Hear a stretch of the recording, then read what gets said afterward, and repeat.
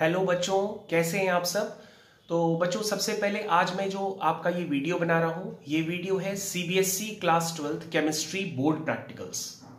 तो बच्चों अच्छे से समझ लीजिए, ये जो प्रैक्टिकल है वो है CBSE class 12th board practicals chemistry पे बेस्ड ये वीडियो बनाया जा रहा है।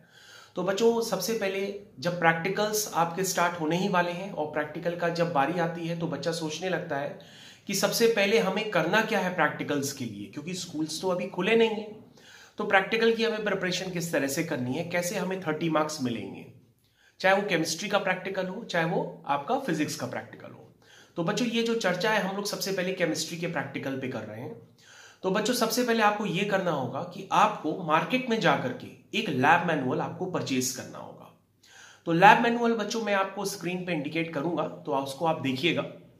तो सबसे पहले आपको एक लैब मैनुअल क्लास 12th का एवरग्रीन का, हो सके तो एवरग्रीन का जाकर के आप मार्केट से परचेज करिए। और बच्चों आपको ऐसा लैब मैनुअल लेना है जिसमें आपके पास इंडेक्स हो, उसके साथ थ्योरी हो, और थ्योरी के साथ साथ बच्चों उसमें आपको लिखने के लिए लाइंस वगैरह दी हो। बच्चों आपको ऐसा लैब मैनुअल नहीं लेना है जिसमें सिर्फ इंडेक्स दिया हो और आपको लिखने की जगह दी हो। आपको ऐसा लैब मैनुअल लेना है जिसमें स्टार्टिंग में आपको प्रैक्टिकल से रिलेटेड पूरी जानकारी दी जाए, यानी कि प्रैक्टिकल्स में कौन कौन से प्रैक्टिकल इन्वॉल्व है, salt analysis, volumetric analysis, titration वगैरह सबके बारे में लिखा हो। बच्चों स्टार्टिंग में ये सारी थ्योरी आपके लैब मैनुअल में होनी चाहिए, उसके बाद ही आपके पास वर्किंग स्पेस होना चाहिए। तो बच्चों आपको ये डाउट क्लियर हो गया कि आपको लैब मैनुअल कैसा लेना है जिसमें स्टार्टिंग में थ्योरी हो और उसके बाद आपके पास वर्किंग करने के लिए, एक्सपेरिमेंट लिखने के लिए जगह दी गई हो। तो बच्चों पहला पॉइंट तो मैंने आपको क्लियर कर दिया। उसके बाद बच्चों हम लोग चलते हैं कि अब प्रैक्टिकल फाइल बनेगी कैसे। तो प्रैक्टिकल फाइल बच्चों बनाने के लिए मैंने तो आपको एक डिस्क्रिप्शन बॉक्स में लिंक दे रखा है। उस डिस्क्रिप्शन बॉक्स में जाकर के उस लिंक को जैसे ही आप क्लिक करेंगे तो आपको एक सैंपल मिल जाएगा किस तरह से आपको प्रैक्टिकल फाइल प्रिपेयर करनी है। एक ये भी डाउट क्लियर हो गया। अब बच्चों हम लोग को देखना है कि इसमें सीबीएसई ने क्लास 12th में मार्क्स का डिस्ट्रीब्यूशन कैसे कर रखा है, क्योंकि कई बच्चों के मन में वाइवा का भी डर रहता है। उनके मन में ये रहता है कि एग्जामिनर बाहर से आएगा तो वो मेरे से क्या पूछेगा। तो बच्चों आपको मार्क्स का डिस्ट्रीब्यूशन जरूर पता होना चाहिए अब आज की डेट पे। तो बच्चों मार्क्स डिस्ट्रीब्यूशन जो होगा उसमें आपको 8 मार्क्स का सॉल्ट एनालिसिस होता है। 30 में से 8 मार्क्स का आपको सॉल्ट एनालिसिस करना है। जो बच्चों 8 मार्क्स का आपका सॉल्ट एनालिसिस होता है उसमें आपको अमोनियम कार्बोनेट का भी सॉल्ट हो सकता है, लेड क्लोराइड का भी सॉल्ट हो सकता है, फेरस सल्फेट का भी सॉल्ट हो सकता है, कोई भी सॉल्ट हो सकता है। लेकिन अमूमन आपको जो सॉल्ट दिए जाते हैं एग्जाम में वो कलरलेस सॉल्ट दिए जाते हैं, यानी कि व्हाइट दिए जाते हैं। व्हाइट तरह के क्रिस्टलाइन सॉलिड्स, क्रिस्टलाइन सॉल्ट्स आपको दिए जाएंगे, क्योंकि कलर्ड सॉल्ट्स ज्यादातर नहीं दिए जाते हैं, क्योंकि कलर्ड सॉल्ट हम लोग को स्कूल्स में उनका प्रैक्टिकल कराया ही नहीं जाता है। तो ज्यादातर बच्चों के पास जो सॉल्ट होता है वो ज्यादातर अमोनियम कार्बोनेट, लेड कार्बोनेट, इस तरह के सॉल्ट्स होते हैं जो कि व्हाइट कलर के होते हैं। इस तरह से बच्चों आप सॉल्ट एनालिसिस का प्रैक्टिकल करेंगे। हाँ, लिखना कैसे मैंने आपको अगेन बताया डिस्क्रिप्शन बॉक्स में, इसके लिए मैंने आपको लिंक दे रखा है। इसके अलावा बच्चों जैसे आपके 8 मार्क्स का सॉल्ट एनालिसिस हो गया, उसके बाद बच्चों 8 मार्क्स का आपका वॉल्यूमेट्रिक एनालिसिस होता है जिसको हम लोग टाइट्रेशन के नाम से भी जानते हैं। तो बच्चों जो टाइट्रेशन होता है वो आपके कोर्स में 2 तरह का है। एक होता है मोहर सॉल्ट का टाइट्रेशन और एक होता है ऑक्सैलिक एसिड का टाइट्रेशन। तो बच्चों ये दोनों टाइट्रेशन में से आपके पास कोई भी एक टाइट्रेशन आ सकता है। ये करना कैसे होता है इसके लिए मैंने आपको डिस्क्रिप्शन बॉक्स में पूरा बता रखा है, लिंक दे करके उससे आप देख सकते हैं। वैसे आपको पूरा लिखना होगा। अब बच्चों ये टाइट्रेशन के नाम से भी बच्चे कंफ्यूज रहते हैं। टाइट्रेशन का मतलब सिर्फ ये होता है कि आपको स्टैंडर्ड ऑक्सैलिक एसिड का या स्टैंडर्ड मोहर सॉल्ट का सॉल्यूशन दिया जाएगा, उस पर आप पोटेशियम परमैंगनेट से ड्रॉप वाइज उसमें गिराते चले जाएंगे। पोटेशियम परमैंगनेट जो कि पर्पल कलर का होता है, जब आप पोटेशियम परमैंगनेट ड्रॉप वाइज गिराते चले जाएंगे तो एक टाइम ऐसा होगा कि पोटेशियम परमैंगनेट का वॉल्यूम आप जैसे जैसे उसमें बढ़ाते जाएंगे तो एक टाइम पर मोहर सॉल्ट या ऑक्सैलिक एसिड जो भी आपके पास हो उसका कलर चेंज हो जाएगा किसी पॉइंट पे जाके। जिस पॉइंट पे जाकर के उसका कलर चेंज हो जाए तो वहां पे आपको रुक जाना है, और जितना वॉल्यूम वहां पे KMnO4 का डिकम्पोज हुआ हो, जितना भी आपका KMnO4 आपका कंज्यूम हो चुका हो, वो वॉल्यूम की रीडिंग आपको नोट कर लेनी है।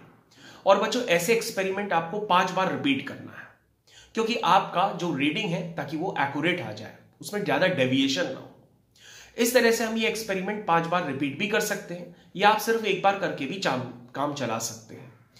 तो बच्चों सब आपको ये बात समझ में आ गई होगी कि वॉल्यूमेट्रिक एनालिसिस के अंदर जब हम जाते हैं तो आपको टाइट्रेशन करना है। टाइट्रेशन का मतलब ये हुआ कि KMnO4 जब आप ड्रॉप वाइज डालेंगे तो KMnO4 को डालने पर किसी न किसी पॉइंट पे जाकर के KMnO4 का आपको ऐसा वॉल्यूम मिल जाएगा, हो सकता है 25 ml, हो सकता है 30 ml, हो सकता है 35 ml, किसी भी वॉल्यूम पर जाकर के KMnO4 क्या कर सकता है, उनका कलर चेंज कर सकता है। हो सकता है कलर चेंज होने में 25 ml KMnO4 कंज्यूम हो जाए। तो जो भी वॉल्यूम आपका कंज्यूम होगा उसकी रीडिंग आपको नोट करनी होगी, मोलैरिटी इक्वेशन यूज करनी होगी और बाकी आपको कैलकुलेशंस करने होंगे। तो बच्चों ये होता है टाइट्रेशन का मतलब। तो टाइट्रेशन मतलब आपको ये 8 मार्क्स का इसका वेटेज होता है। 8 मार्क्स का सॉल्ट एनालिसिस का वेटेज हो गया, यानी टोटल आपके 16 मार्क्स तो ये हो गए। उसके बाद बच्चों 6 मार्क्स जो होते हैं वो कंटेंट बेस्ड प्रैक्टिकल्स पे होते हैं। कंटेंट बेस्ड प्रैक्टिकल्स का मतलब ये होता है बच्चों, फंक्शनल ग्रुप की एनालिसिस भी आपके कोर्स में है। फंक्शनल ग्रुप जैसे आपके कोर्स में उन पे प्रैक्टिकल्स जो कराया जाता है वो होते हैं एथेनॉल है, एसिड है, एनिलीन है, इथीन है, इथाइन है। इस तरह के फंक्शनल ग्रुप आपके कोर्स में है, उन पे भी प्रैक्टिकल्स आपको कराया जाता है। तो बच्चों जब ये हम लोग प्रैक्टिकल्स करते हैं तो प्रैक्टिकल्स करते समय जैसे आपको ये ध्यान देना होगा, लेट से आपको मान लीजिए एथेनॉल का कंफर्मेशन दिया गया, तो इसका मतलब ये हुआ कि एथेनॉल का आप 100% कंफर्मेशन कैसे करेंगे, आप उसमें एसिड मिक्स करेंगे। तो एसिड मिक्स करते हैं in presence of concentrated H2SO4, तो क्या होता है, ईस्टर का फॉर्मेशन होता है। यानी अगर आपका एक्सपेरिमेंट कंप्लीट होने पर आपको आपकी फनल से अगर स्मेल आती है, किसकी, फ्रूटी स्मेल, एक सुगंधित स्मेल, फ्रूटी स्मेल, अच्छी स्मेल आती है, फलों की स्मेल आती है, तो उससे आप कंफर्म हो जाएंगे कि आपको जो आपको दिया गया था ऑर्गेनिक सॉल्वेंट, वो ऑर्गेनिक सॉल्वेंट किसका है, एथेनॉल का है। बाय द वे एथेनॉल का सॉल्वेंट आता है तो वो तो उसकी आप महक से भी पहचान जाते हैं, क्योंकि उसकी महक लगभग स्मेल जो होती है उसकी वाइन जैसी मिलती जुलती होती है। तो इस तरह से आप फंक्शनल ग्रुप की एनालिसिस करेंगे जिसका वेटेज 6 मार्क्स का हो गया। उसके बाद बच्चों क्लास रिकॉर्ड होता है, वाइवा होता है, उसका वेटेज 4 मार्क्स का होता है। क्लास रिकॉर्ड और वाइवा का मतलब ये हो गया कि आपकी प्रैक्टिकल फाइल कितने अच्छे से लिखी गई है और आपका वाइवा, इसको मिलाकर के क्लास रिकॉर्ड एंड वाइवा कहते हैं। इसका वेटेज बच्चों होता है 4 मार्क्स का। इसके अलावा बच्चों एक प्रोजेक्ट वर्क आपको कहा जाएगा कि उस पर आप प्रैक्टिकल बना के आइए, एंटासिड्स पे लिख करके आइए। एक प्रोजेक्ट आपको फाइल बनानी होगी, उसका भी वेटेज 4 मार्क्स का होता है। तो इस तरह से बच्चों अगर आप सबको ऐड करेंगे टोटल 30 मार्क्स आपके प्रिपेयर हो जाएंगे। आप समझ गए होंगे कि 8 मार्क्स का सॉल्ट एनालिसिस है, 8 मार्क्स का वॉल्यूमेट्रिक एनालिसिस है जिसको आप टाइट्रेशन भी कहते हैं, समझ गए। 6 मार्क्स का कंटेंट बेस्ड प्रैक्टिकल है, दैट मींस फंक्शनल ग्रुप की एनालिसिस, जैसे ethane, ethene, ethyne, aniline, acid, alcohol, like that. इसके अलावा बच्चों 4 मार्क्स का आपको मैंने बताया क्लास रिकॉर्ड और वाइवा है। इसके अलावा 4 मार्क्स का आपका प्रोजेक्ट वर्क है, आपको कोई फाइल कही जाएगी, वो फाइल आपको बना के सबमिट करनी होगी, वो आपका स्कूल का टीचर ही बताएगा कि आपको कौन सी फाइल बनानी है।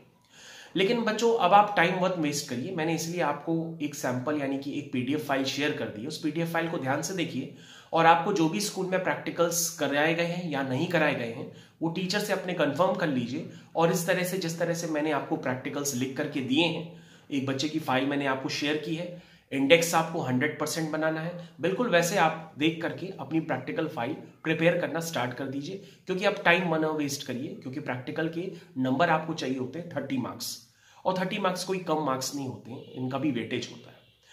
और बच्चों आपके दिमाग से एक और बात होगी, जो वाइवा होता है वो एग्जामिनर हमसे किस तरह से पूछेगा। तो बच्चों आपने जो भी प्रैक्टिकल किया होगा उसी प्रैक्टिकल पे बेस्ड आपका जो एग्जामिनर होगा वो आपसे वाइवा पूछेगा। अब आपने प्रैक्टिकल कितना अच्छे से किया है, उसको कितने अच्छे से कॉपी में, यानी उस समय जो आपको कॉपी दी जाएगी लिखने के लिए, उस कॉपी में आपने कितनी अच्छे से लिखा है वो भी आपको ये मैटर करता है। तो बच्चों 4 मार्क्स तो होते हैं क्लास रिकॉर्ड और वाइवा के, यानी कि वाइवा में आपसे जो पूछा जाएगा वो मैंने आपको क्लियर कर दिया, जो आपका प्रैक्टिकल बेस्ड है वही पूछा जाएगा। जो भी आपको प्रैक्टिकल दिया जाएगा वो सॉल्ट एनालिसिस से भी पूछ सकता है, टाइट्रेशन से भी पूछ सकता है। इस तरह से आपको अपना प्रिपेयर करना होगा। और बच्चों वाइवा में इसके अलावा अगर कोई बच्चा अगर वाइवा में पूरी तरीके से नहीं बता पाता है, मान लो उसको अपने प्रैक्टिकल की पूरी जानकारी नहीं है, तो ऐसे केस में क्या होता है कि वो अपना पूछते हैं आपसे कि आपका बेस्ट थ्योरी, यानी कि आपका बेस्ट थ्योरी में क्या प्रिपेयर है। जो आपकी 70 मार्क्स की आपने थ्योरी प्रिपेयर की है NCERT से, उसमें से आपका बेस्ट थ्योरी चैप्टर कौन सा प्रिपेयर है वो आपसे एग्जामिनर पूछेगा। तो बच्चों उसके लिए आप एक चैप्टर अच्छे से प्रिपेयर करके रखिएगा। लेट से आपका P ब्लॉक एलिमेंट भी हो सकता है, सॉलिड स्टेट भी हो सकता है, सॉल्यूशन भी हो सकता है, मेरे ख्याल से ज्यादातर बच्चों के लिए सॉल्यूशन काफी आसान होता है, तो वो सॉल्यूशन ही बताते हैं एग्जामिनर को पूछने के लिए कि सर मेरे को सॉल्यूशन अच्छे से आता है, आप उसमें से कुछ भी पूछ लीजिए। तो सॉल्यूशन से आपको फिर बताना पड़ेगा। अब वो उसमें से राउल्स लॉ भी पूछ सकता है, कॉलिगेटिव प्रॉपर्टी भी पूछ सकता है, ज्यादातर कॉलिगेटिव प्रॉपर्टी के बारे में ही पूछ लेता है। तो आप अपना जो बेस्ट थ्योरी प्रिपेयर चैप्टर कर सकते हैं उसको आप सही ढंग से प्रिपेयर करिए, और आपका ज्यादा समय न लेते हुए आपको ये बात समझ में आ गई होगी कि आपको प्रैक्टिकल के मार्क्स डिस्ट्रीब्यूशन कैसे है, आपकी प्रैक्टिकल फाइल आपको कैसे बनानी है, वाइवा में आपको किस तरह से जवाब देना है, टाइट्रेशन का क्या मतलब है, आपको कौन सी प्रैक्टिकल कॉपी लेनी है मार्केट से, ये सारी बातें आपको पता होनी चाहिए। तो बच्चों इसी के साथ मैं वीडियो को एंड करता हूं। अगर आपको ये वीडियो बिल्कुल अच्छा लगा हो तो उसको बिल्कुल लाइक करिए, शेयर करिए और सब्सक्राइब करिए। और अगर आपको अभी भी कुछ डाउट है तो कमेंट बॉक्स में जाकर के जरूर लिखिए, और कमेंट बॉक्स में बताइए हमारा वीडियो आपको कैसे लगा, उसको आप बताइए, तो मैं आपको अगला फिजिक्स का भी बताऊं कि आपको फिजिक्स में क्या करना होगा, किस तरह से आपको प्रैक्टिकल प्रिपेयर करना होगा। थैंक यू बच्चों। तो थैंक्स फॉर वॉचिंग।